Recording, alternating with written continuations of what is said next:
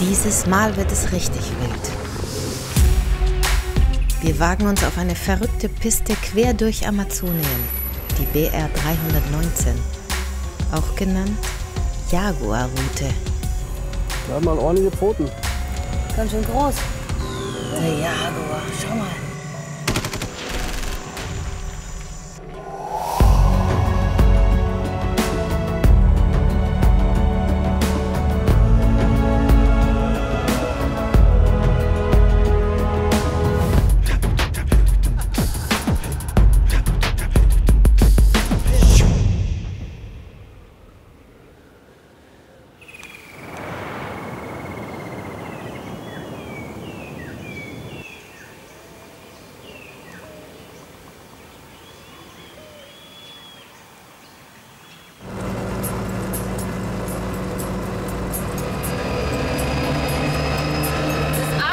Amazonien beginnt.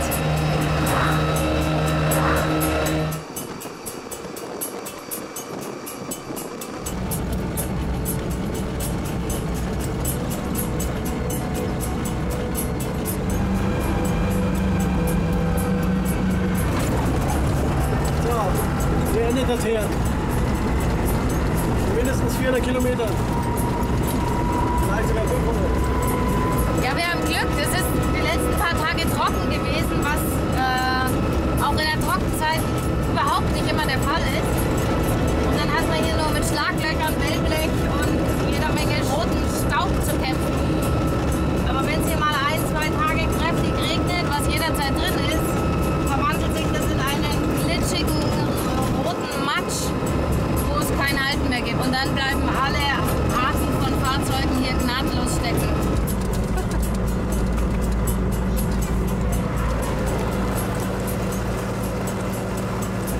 Wir haben die Info, dass vor einer Woche ein Schweizer Pärchen gefahren ist. Die hatten ziemlich viel Schlamm.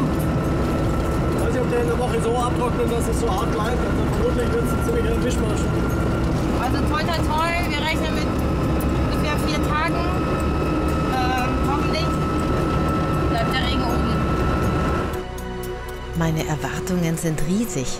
Als Biologin den größten Regenwald der Erde zu bereisen, ist wie für Dagobert Duck im Goldspeicher schwimmen.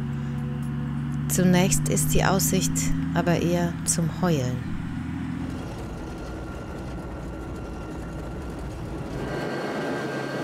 Wo die Piste noch gut ist, siedeln Menschen. Und wo Menschen siedeln, muss der Wald weichen. Ja. So sieht Amazonien aus, wenn man eine Straße durchbaut. Die Sanierung der 319 ist sehr umstritten, weil es natürlich entsprechenden Raubbau und Strahlschlag und sonst was fördert, vermutlich. Deutlich zu sehen. Schwierig.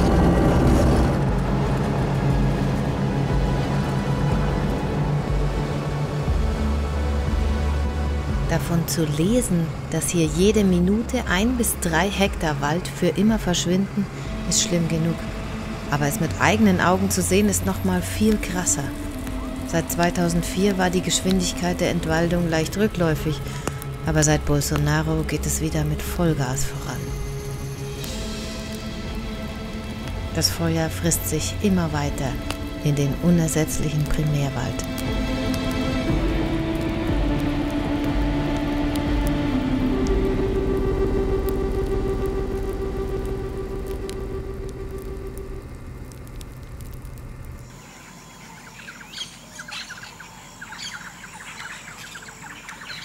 Wer hat heute Nacht vom Jaguar geträumt? Aber ich Ja? habe geträumt, dass der ganz nett war, ein großer Jaguar. Und dann habe ich ihm ein großes Köpfchen gebaut. Und dann bin ich gleich losgerast nach München. Und dann habe ich mit meinem Jaguar alle Leute aus dem Haus gejagt. Bis die ganze Stadt wie leer war. Du hast dem Jaguar ein Körbchen gebaut und ihn nach München mitgenommen.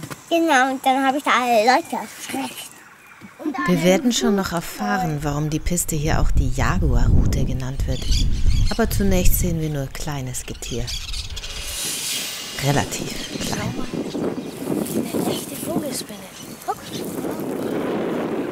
Wo ist diese klein? ist jetzt noch eine ganz junge. Oh, sieht die nicht super aus?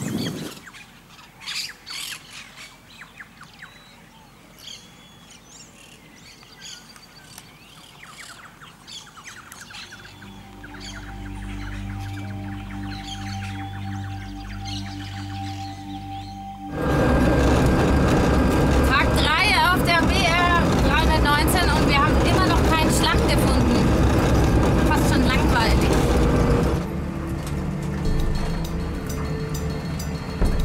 Wo in der Regenzeit ein einziges Schlamminferno lauert, finden sich jetzt nur ein paar Pfützen.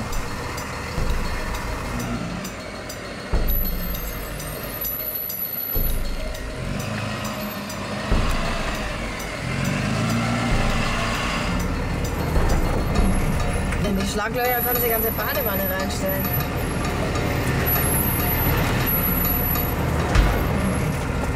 Uff, und wird er seekrank. Aber dennoch, die Straße wird deutlich schlechter. Das hat aber auch seine Vorteile. Um uns herum schließt sich der Urwald.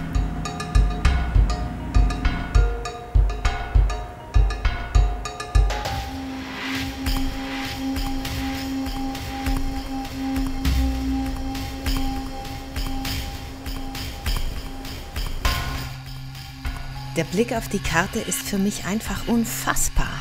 Vor dieser Reise hatte ich gar nicht gewusst, dass man mit dem Auto quer durch Amazonien fahren kann.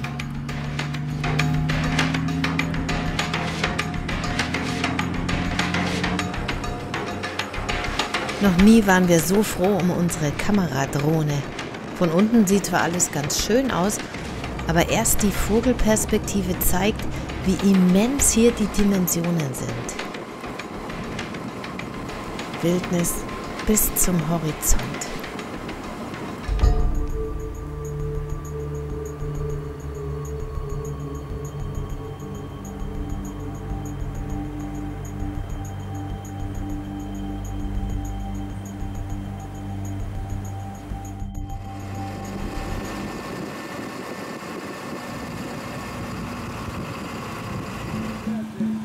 Manchmal, mitten im grünen Nirgendwo, taucht eine Hütte auf. Ganz schön heiß hier, hä? Ja, danke.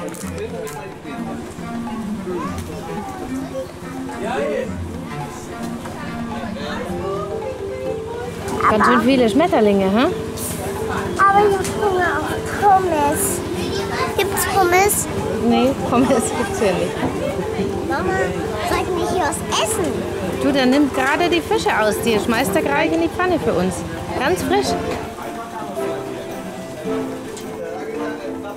Und während Papa und Mama für uns kochen, passen die größeren Geschwister auf die Kleinen auf.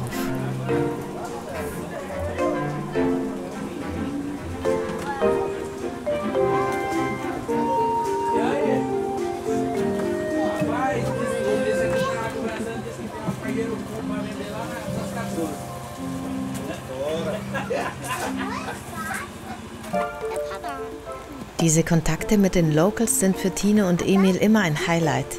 Meist verstehen sich die Kinder ohne Worte. Eine Runde kicken geht immer. Schon wieder ein Fluss.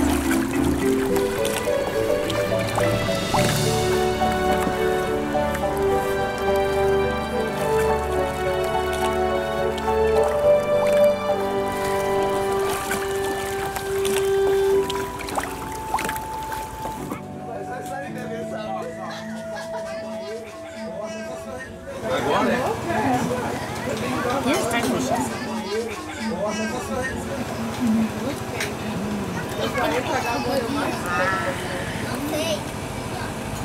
Jetzt hier. Ein bisschen mulmig ist uns schon, hier baden zu gehen.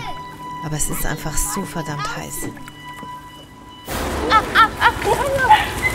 Nein, war ein Scherz. Was war das? Was hast du da gesagt? Hat wer Angst gehabt? Ich auch nicht. Mama, komm, das ist eine echte Piranha. Nein.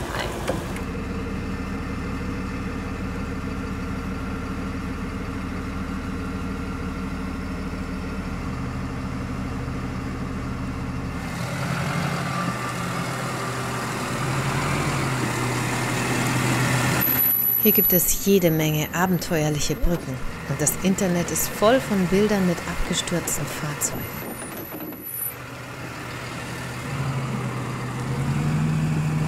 Siemens Lufthaken. Aber wir sind dieses Mal völlig relaxed. Erstens, weil wir viel Schlimmeres erlebt haben, wie ihr in der vorigen Episode sehen konntet. Sieht gut aus. Ja, gut, dass wir die fahren dürfen und nicht diese. Zweitens werden tatsächlich alle besonders maroden Brücken ersetzt oder verstärkt. Schau mal, da wird die Brücke für uns neu gemacht. Jetzt warten wir schnell, bis sie das Brett noch hingenagelt haben. Oder wie? Vermutlich. Ah nee, wir sollen fahren. Brigada.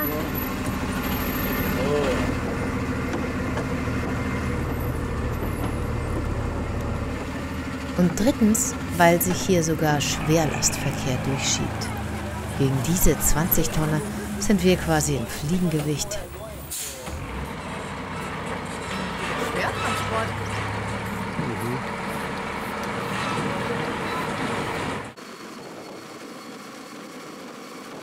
Wenn die Schatten länger werden, wird es Zeit, einen Übernachtungsplatz zu finden. Nicht so leicht hier. Meist reicht der Urwald bis an die Piste. Die wenigen Freiflächen sind begehrt.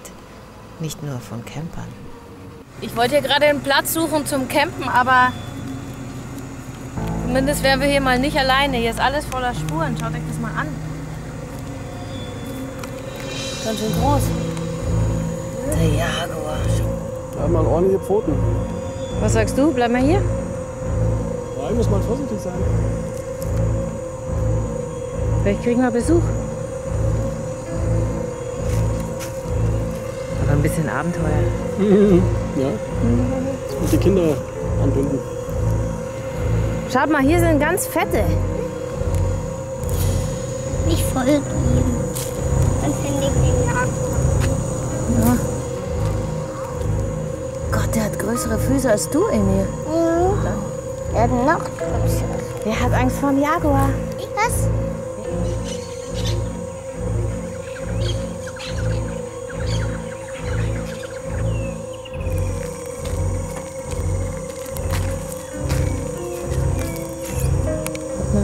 Nachts die Türen schließen vielleicht. Kinder sind so lecker.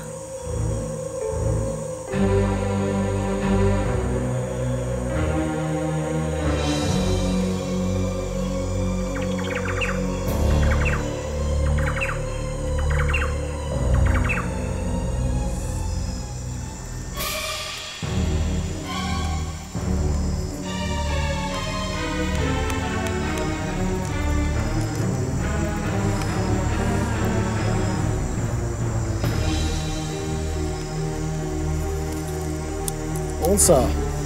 Schon ein komisches Gefühl. Wir sitzen hier so mitten in Amazonien. Hunderte Kilometer um uns rum, gar nichts. Und dann schleicht da noch so eine Raubkatze rum. Wilder geht's nicht, glaube ich.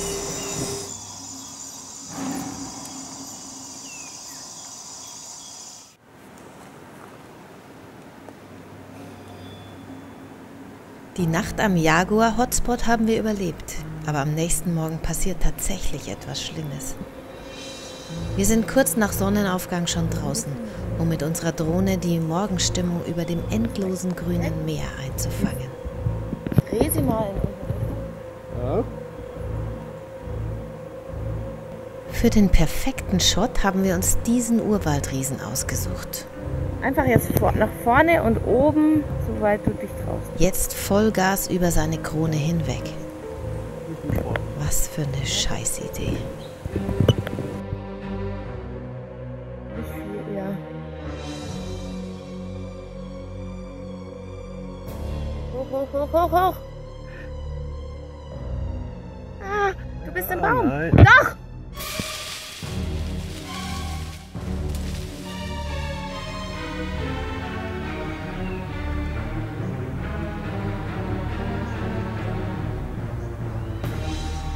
Nein! Da hängt sie nun, unsere geliebte Drohne, und funkt noch, bis der Akku schlapp macht, ihre fantastische letzte Aussicht.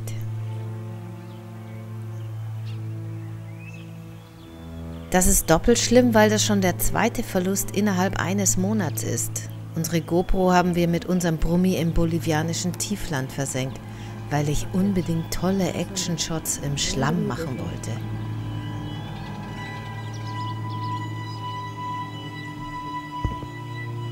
So ein krasser Schwund ist bei unserem knappen Budget schwer zu verkraften und die Stimmung ist auf dem Tiefpunkt.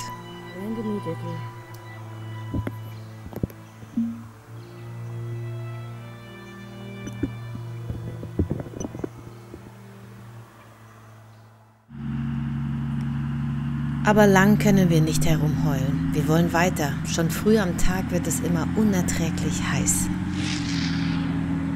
Und ab mittags türmen sich gewaltige Gewitterwolken auf. Die größte Wetterküche der Welt ist am Köcheln.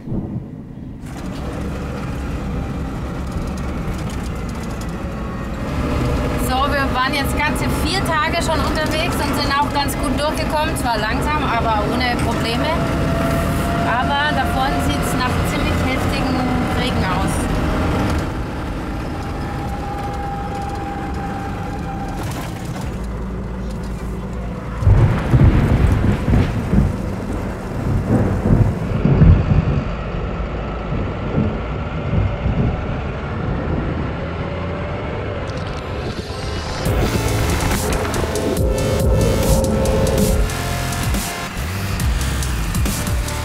Endlich Matsch.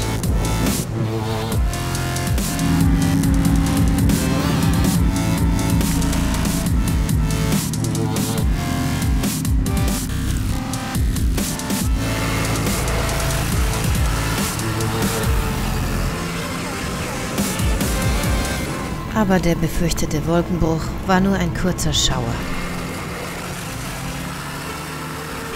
Schon bald werden die Pfützen wieder kleiner, die Piste trocknet ab. Der Schlamm reicht gerade, um unseren Brummi artgerecht zu dekorieren. Ja, wir haben leider die Daumen zu stark gedrückt. Alles sehr zahm. Vermutlich einfach die falsche Zeit. Was ist da drin? Die falsche Zeit.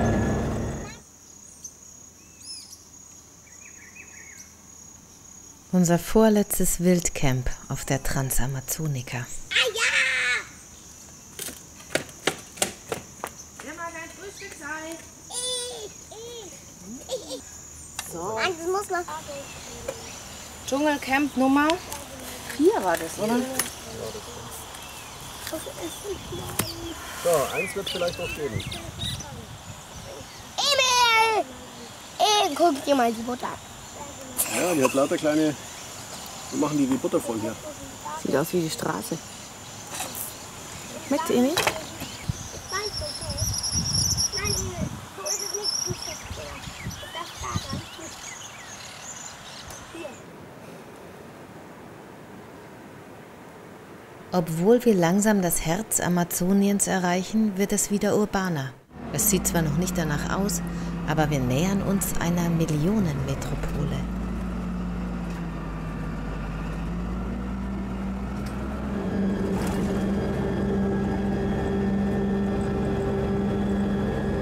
So, wir haben den Teer auf der anderen Seite erreicht. Und damit die Zivilisation so langsam und was das alles so mit sich bringt.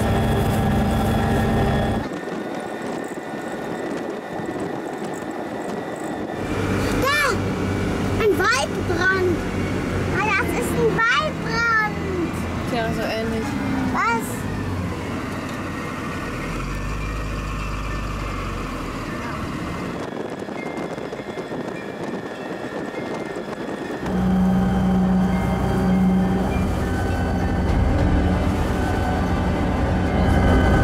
Der letzte Kilometer zum Amazonas.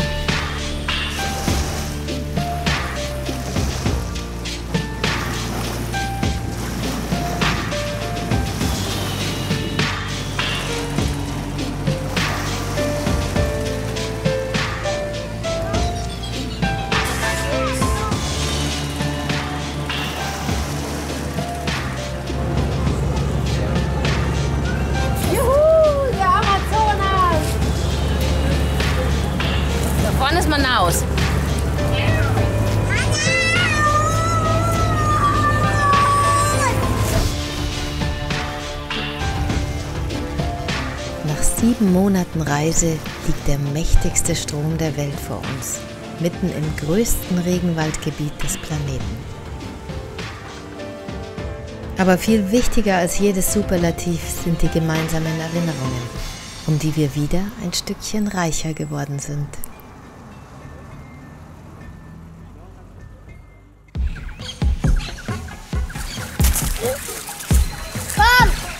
Komme!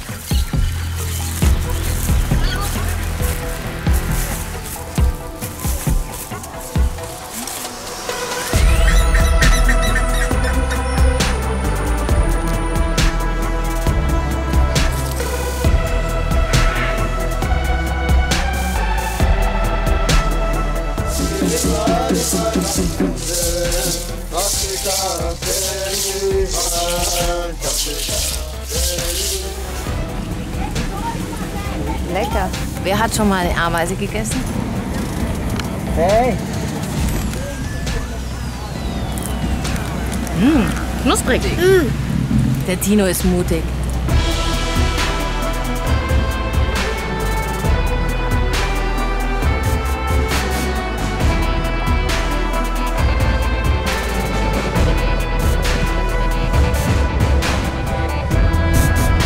Das sind Flussdelfine. Wahnsinn, Die sind ganz schön groß. Der wartet auf dich. Sensationell.